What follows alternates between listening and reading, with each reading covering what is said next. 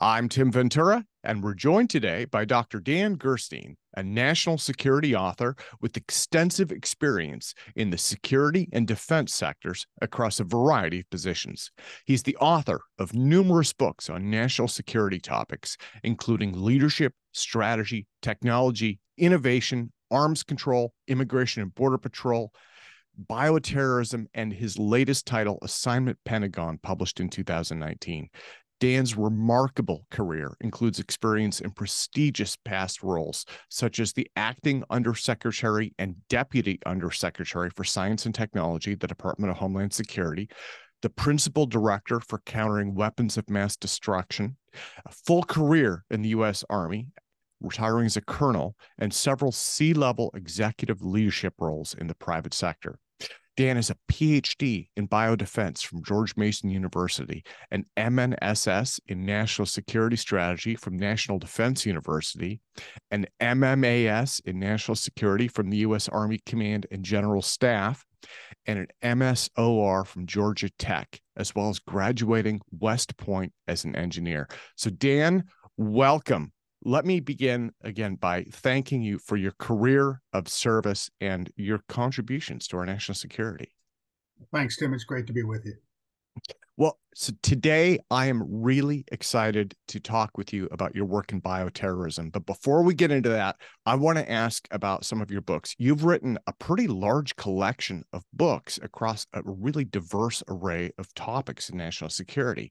So what are your best sellers, and what are the most recent, and which are the ones that people just absolutely have to read today? Well, I think the one you mentioned, Assignment Pentagon, is probably the best seller. We have a built-in audience. Anybody who goes to the Pentagon who asks, what should I read? Somebody winds up saying, why don't you read Assignment Pentagon? So I think that one has done very well. And I have one that came out in 2019, which was called The Story of Technology, How We Got Here and What the Future Holds. And I think that one's done very nicely. It is designed to be accessible for a wide range of readers, including my students I teach at American University. So, it has a natural audience there as well. Okay. Well, I want to get into bioterrorism. You wrote Bioterror in the 21st Century, Emerging Threats in a New Global Environment back in 2009. So today I wanted to try and do some comparisons with that to lessons that we've learned from COVID. And it's not a one-for-one. These are different topics. And that was something that I need to clarify a little bit more on my end. But what inspired you to write the book, and how accurate were your predictions in it in hindsight? Well, I'd love to say I was deeply moved to write the book, but what really happened was that I was getting a PhD in biodefense, and I had written a rather lengthy dissertation, and one of the publishers asked me if I would like to turn it into a book. And I was very excited about that, and I said, absolutely. And then he said, okay, we're going to have to throw away most of the chapters and rewrite it. So I wound up getting a dissertation and a book out of it. But it's really an interesting topic. And I got into this field really after 9/11 and the Amerithrax attacks, the anthrax attacks here in the United States. Okay. Now, if I remember right, the Amerithrax attacks, those went back to one individual. They actually caught and prosecuted that individual, right? Well, they didn't. They did identify who they think was their person of interest. They were getting ready to arrest him, but he wound up killing himself, and so he never went to trial. But there's still a controversy about who actually perpetrated it. Many of his friends and acquaintances where he worked at the lab don't think he could have perpetrated. So it's an interesting topic. Yeah. Well, and this helps me clarify the distinction between COVID, which I think we can take a lot of lessons from, and traditional bioterrorism, right? And the Amerithrax attacks, they're using anthrax that has spores. It has to be processed. And as I understand, they have to separate those down into these microscopic granules and disperse them somehow. And that's very different than COVID, which is an infectious disease, right? So there's a distinction between these two, and we need to probably clarify that for the audience. Yeah, there is indeed. I mean, one of the things that we have come to, though, in this community is to think about, many of the same approaches that you would use in trying to deal with whether it's a naturally occurring or a deliberate attack. You would still be able to use many of the same public health measures, many of the same biosurveillance techniques, testing, those kinds of capabilities would be very important in either a natural event like what we think COVID-19 is, or if it was a deliberate attack. Well, now, so one question that comes to mind, from what I understand, something, again, using anthrax as an example, it is not the easiest to produce. It is not the easiest to prepare. Dispersing it is not necessarily the easiest. So in terms of actual biological weapons, I understand that it is targetable, right? And that's one of the advantages, that you can put it in a specific area and affect a specific group of people, and feel reassured that it may not necessarily spread out of control. But from a terrorism perspective, where people, they want to make a statement, perhaps they hate America, they hate the West, they hate their adversary, whoever that is. Would COVID be something, or something along the lines of COVID? It's so infectious, it's so easy to release, it spreads so rapidly. Do you think something like that might be an alternative that would be used for bioterrorism? Well, Tim, if I could, let me go back on the anthrax just for 1 second and say, you know, um, since I wrote the book and since the Amerithrax attacks, a lot has changed in biotechnology, and the technologies are much more available. Meaning, a lot of these are dual use. Most technology, all technology, is really considered dual use. And the interesting thing is that many of the processes have been what we call de-skilled. That is, they're more widely available to a broader range of people. And so, this means that, what took very, detailed work on a bench years ago, 2 decades ago, there are now, we now have high school students who are manipulating DNA. So we've really changed the nature of biotechnology. And with something like, now let me juxtapose that with something like COVID-19. You see how out of control this virus is. With a naturally occurring pathogen such as anthrax that is non-contagious, you can have more control. But if there was a contagious naturally occurring pathogen such as the plague, which the Russians or the Soviet Union had looked at weaponizing, that would have the same uncontrolled spread, or could have the same uncontrolled spread as what we see with COVID. So it really depends on the nature of the pathogen. Contagious pathogens, very difficult to control. Much more control if you're talking about a non-contagious pathogen. Ah, okay. And so in terms of biotech moving forward, one of the things that I'm familiar with, probably most people have heard the word CRISPR, right? Which is kind of state-of-the-art gene editing. And from what I understand, CRISPR itself has some drawbacks. I believe I recently read something from a Chinese lab saying that they have something that's a successor to CRISPR that works even better, and they're claiming that it doesn't have any of the issues that CRISPR itself had. So again, as you mentioned, this is moving forward very rapidly. And to me, it may not be the best example, but it reminds me a little bit of what we've seen with 3D printing, right? Where once upon a time, you would have to use specialized CAD software and send things to, like, CNC machines, and use special materials processing to make prototypes. And now people can literally do it in their home. And so if what you're suggesting, following that train of thought, I guess we could potentially see the same thing, where at some point, people with less knowledge than before, less skill, and better tools might be able to dabble in this in a dangerous way. I think that sounds like one of the concerns. Well, yeah, but back to your example on the Chinese technology. This is really the nature of technology. This is what is so fascinating about technology.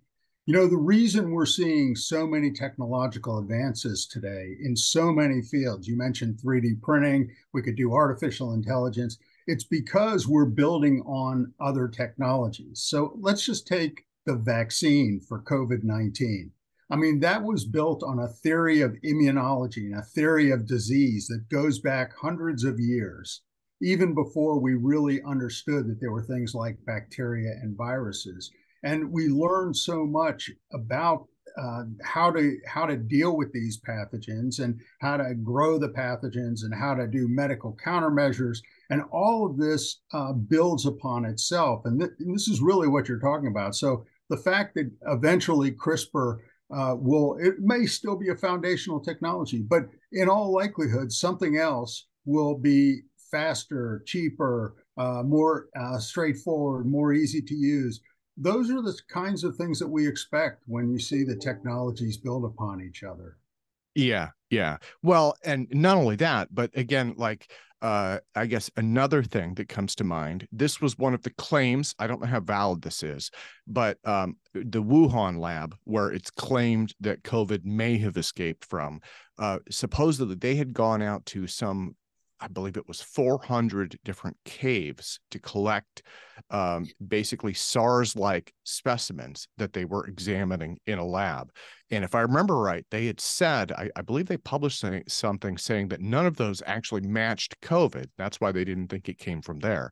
But what does intrigue me about that is there is a lot more work being done discovering novel pathogens, in this case to counter them.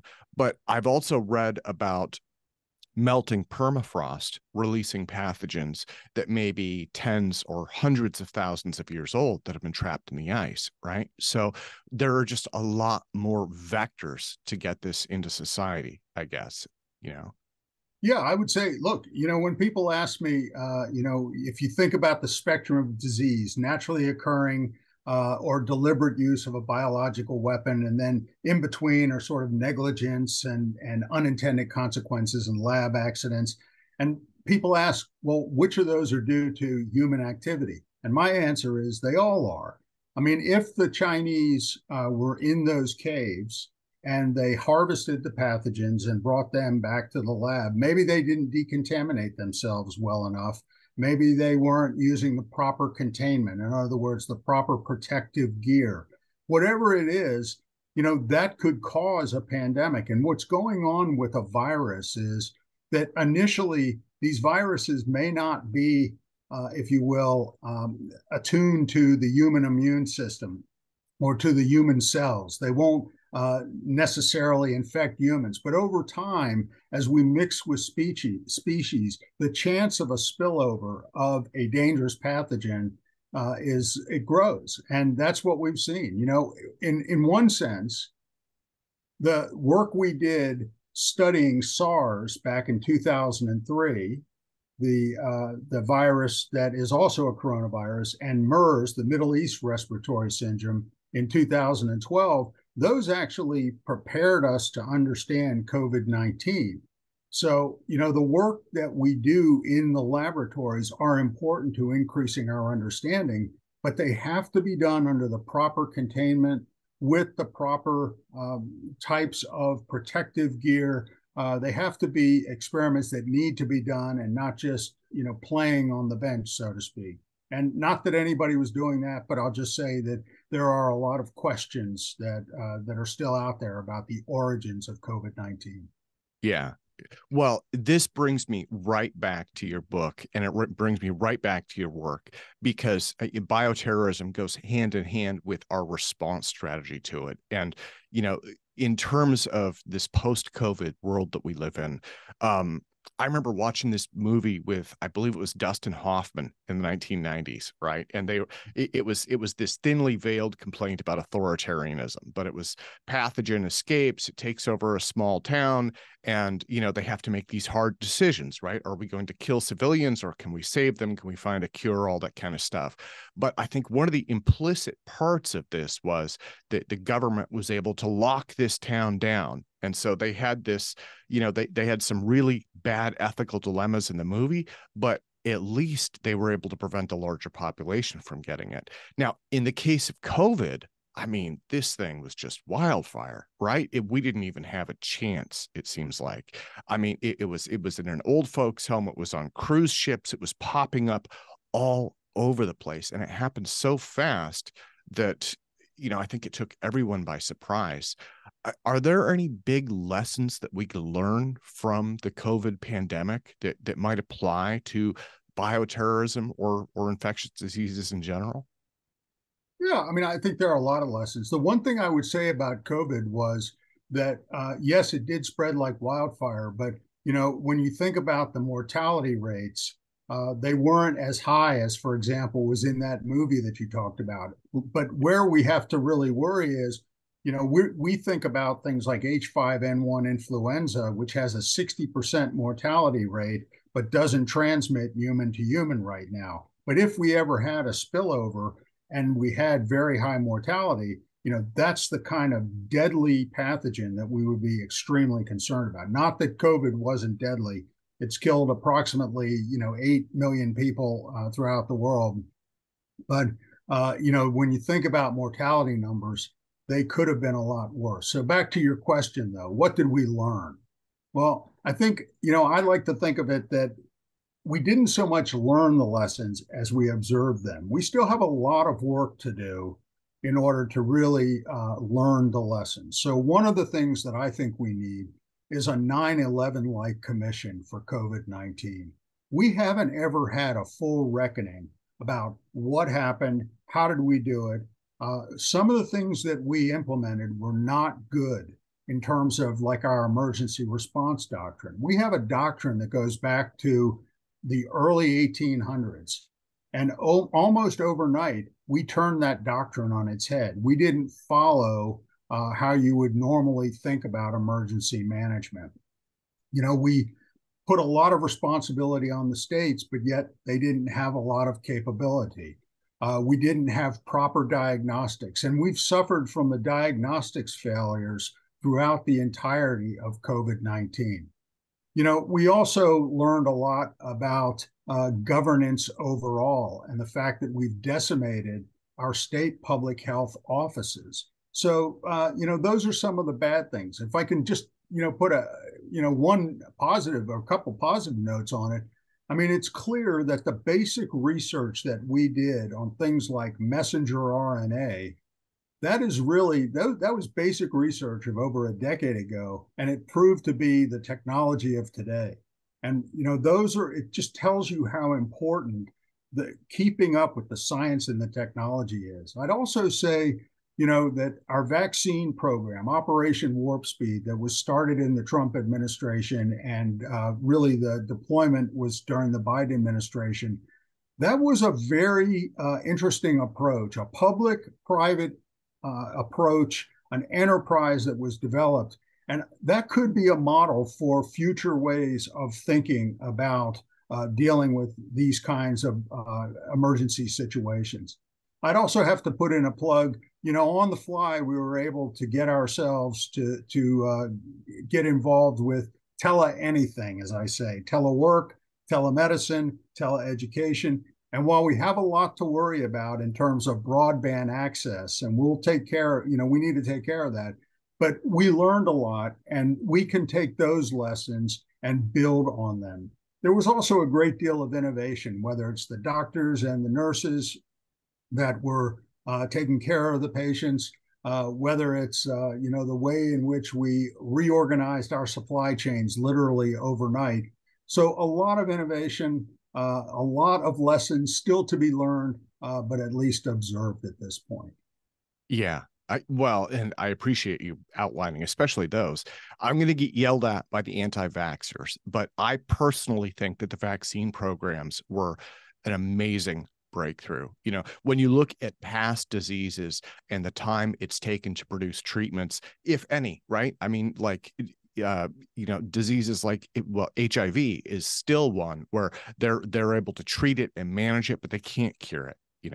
And in the case of COVID, I mean, I don't remember what the time was for that first vaccine, but I think it was something like 6 months. And in my case, I had the Johnson & Johnson because my ex-wife was a first responder, and so we got that, and then 3 months later we had the mRNA vaccine, and they had two of those out, and then within 3 months after that, everyone that I knew was pretty much vaccinated, and it seems like they're working. I mean, they're not perfect, and they do cause issues with some people, but the fact that they were able to get those deployed across the country so rapidly and now around the world, right? Because if I understand correctly, the United States is giving those vaccines to countries around the world, aren't they? Yeah, we pledged over a half a billion vaccines to global, to global help nations that didn't have the capacity.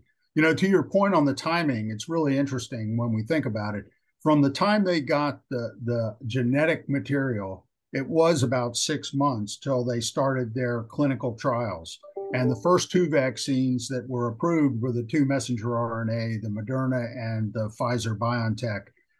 But it was really astounding to think about. Within 9 months, we had gone through not only the building of the vaccines, the clinical trials, and we were ready to start deploying. And so, in the late November timeframe, we begin a vaccination program, and it picks up rather quickly. So, I mean, it really is astounding. And the normal timelines for a vaccine, if you're fortunate enough to be able to actually develop one, is about a decade.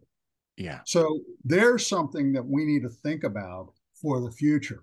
How did we do that, and how can we replicate that? Because it was done safely, it was done appropriately, but we were able to do it much more rapidly. And we need to have that same type of spirit and approach for future medical countermeasures, for future pandemics that we will encounter. And then the other thing that you mentioned was the lockdown, right? Which, in terms of remote and telework, again, amazing. I think that's a tribute to how far technology has come. And that is not to say that it was perfect. I think all of us were thrown for a loop, right? That's one that we'll be, telling the grandkids and great grandkids about. But my daughter did remote school for a year. And again, it wasn't perfect, but they did school meetings, they did homework, they did her learning. She was able to pass her grade. Right. I worked remotely. My now ex-wife, my family members, we all worked remotely. We did it, and we were able to stay more safe as a result. And those technologies are moving forward also, right? So that's something that, again, in instances like this in the future, presumably that will just get better and better. Yeah, I mean, that's the hope, is that we continue, as I said before, build on technology and continue to build and get better at this so that we are ready for the next one.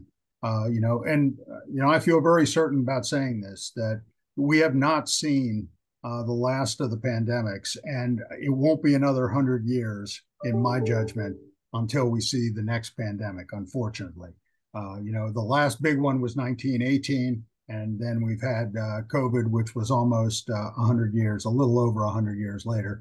And I think we're probably going to see even a more rapid progression because, again, human activity is what will cause more of these types of events.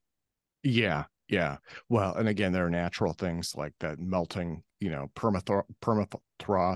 But, in terms of bad actors, in 1988, the Speaker of the Iranian Parliament, Hashemi Rafsanjani, described chemical and biological weapons as the poor man's atomic bomb. And again, going back then, I think he was talking more about your anthrax style stuff rather than, COVID, contagious disease. Now, just last year, Myanmar's representative at the UN stated that the path to chemical and biological weapons was easier and cheaper than developing a nuclear bomb. And again, if you're looking at this from a COVID perspective, it seems a little bit too easy. Do you think that again, bad actors may be inspired by what they've seen with the pandemic?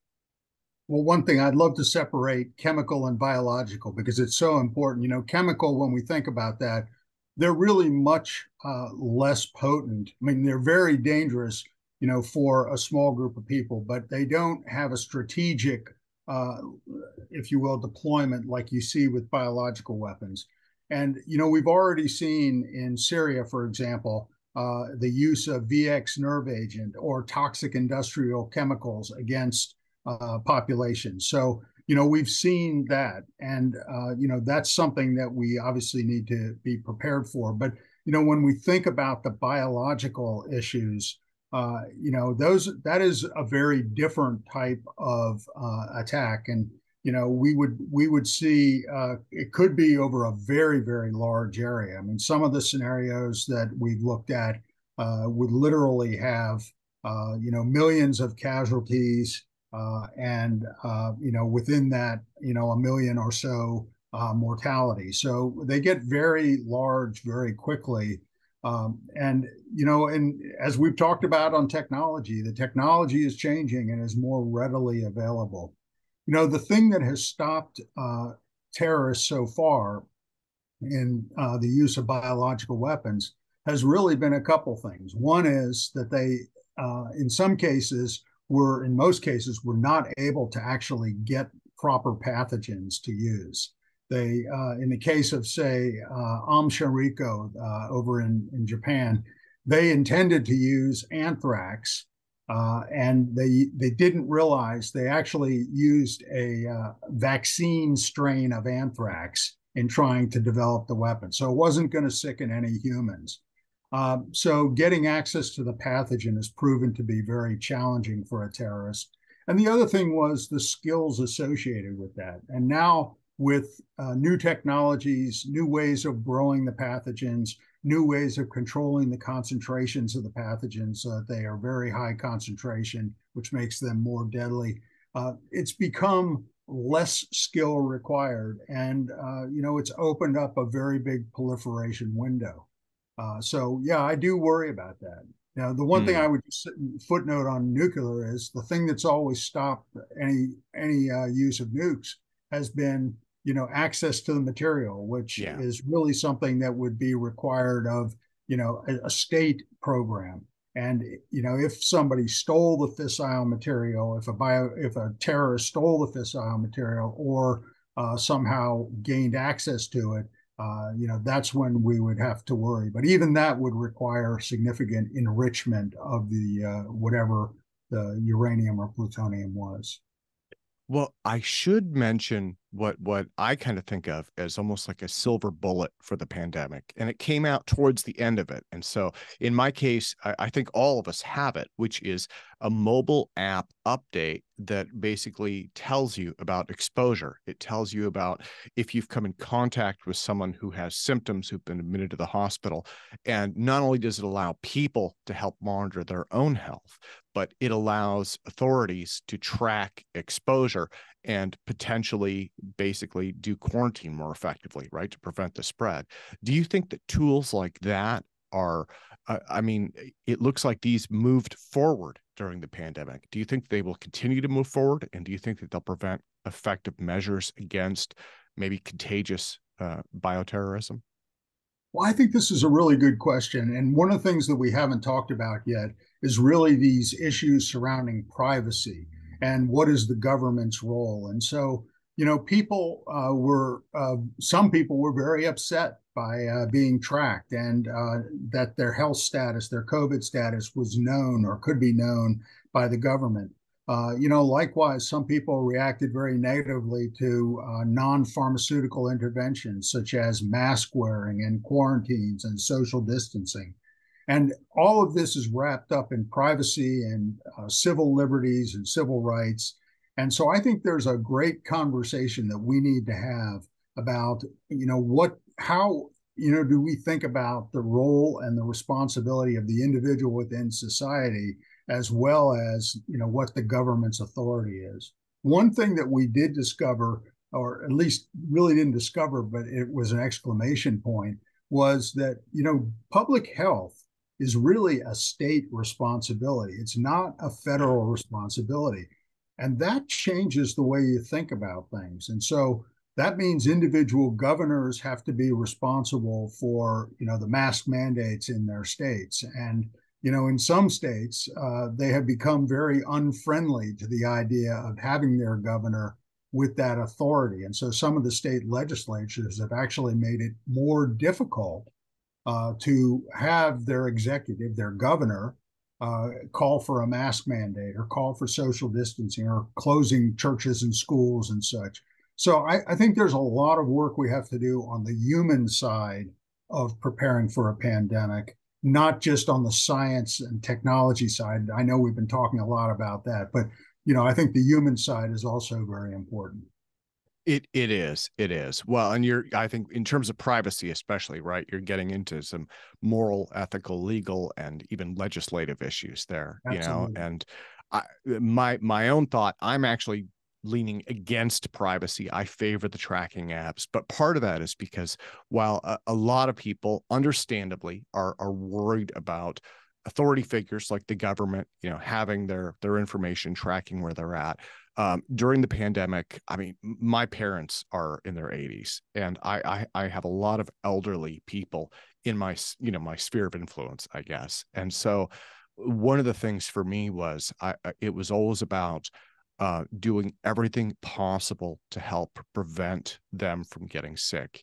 Because people my age survive COVID. Children seem to do okay with it most of the time. But, the elderly people were such a target, and it was such a challenge. And I think the same thing would apply to any kind of contagious disease. So that's just my own personal bent. Everyone has their own privacy views, and I'm not going to try and influence anyone on theirs. But yeah, it's interesting. We will definitely see how that shapes up. Well, I think that this is going to be a fascinating time as hopefully as we recover from COVID. And I say recover because we're still losing about 500 people a week who are dying from COVID. So, while it isn't the same emergency as it was 2 years ago, it's still with us. And, how are we going to respond not only to finishing out and hopefully protecting our society against COVID and individuals against COVID, but then also preparing for the next one. And I think we've got a lot to talk about. This is really part of the reason why I'm so keen on a 9/11 like commission to really understand what do we need to do to be prepared. And that doesn't just mean federal government. The state has to play a major role. We haven't talked a lot about industry other than through the vaccines, but industry is critical. They are leaders in the technology and the science, as is academia with regard to the basic research. And we need to have the enterprise come together to really help prepare for the future. Well, Dan, let me thank you so much for your time today. It's been absolutely wonderful speaking with you about this. So again, the book was Bioterrorism in the 21st Century. I wanted to thank you again for your tremendous career of service. And let me close by asking what your thoughts are on, well, I should ask what you're doing for the remainder of the 2023 year. And I should ask if you're looking at revising or expanding what you've written, in light of what we've learned over the last few years. So I work at the RAND Corporation, and I do a lot of talking and speaking and writing about these kinds of issues, biodefense issues. I think about naturally occurring disease as well as the deliberate use, whether state or through a bioterrorist. So I'm going to continue to do that. I'm also doing a lot with just kind of basic technology. So I'm looking at over the next year, I'll be looking at 10 different technologies on behalf of a department in the U.S. government and trying to help them understand how these technologies may evolve and how they could be used by a nefarious actor, someone who is intent on doing harm. And so I'll be spending a lot of time thinking about those issues and also thinking about risk, the national risk that we bear through new technologies and how we incorporate them into our society. Well, so you asked me about my plans to update. I mean, honestly, I wrote the book now, over a decade ago, but I stand behind a lot of what we've seen has actually come to fruition. So it is still very current in terms of the thinking behind how we would prepare for a bioterror incident. So, I will probably try to thread the needle and think about the not just the deliberate use, but also this naturally occurring disease, and how do we better prepare for the full threat spectrum that runs from the naturally occurring all the way through to the deliberate use. But thanks for asking. Absolutely. And Dan, thank you again so much for your time. And before we sign off, I want to let everyone know I am going to put links, Bioterror in the 21st Century. I will put links to that as well as your other books in the YouTube show notes. And again, thank you so much for your time today, sir. Thanks, Tim. And thanks for having me on. I really enjoyed it.